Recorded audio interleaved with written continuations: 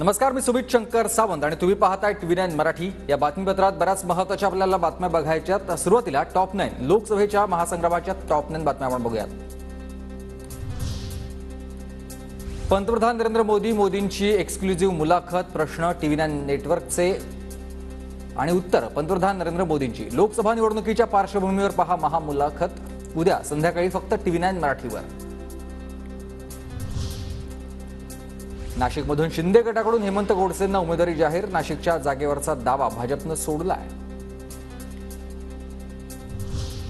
नाशिकमध्ये शिंदे गटाचा उमेदवार भाजपने दावा सोडल्याने दिनकर पाटील नाराज, बावनकुळे फडणवीस महाजनांना भेटून पुढचा निर्णय घेणार असल्याची माहिती।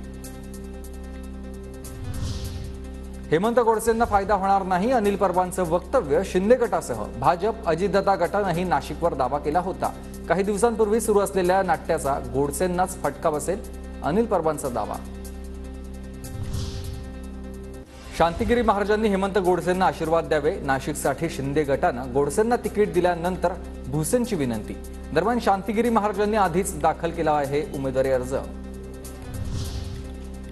उद्यापासून हेमंत गोडसेंचा प्रचार सुरू होईल। उशीर झाला असला तरी नाशिकमध्ये हेमंत गोडसे सर्वांना माहिती, त्यांचा प्रचार जोमानं करू, भुजबळांची प्रतिक्रिया।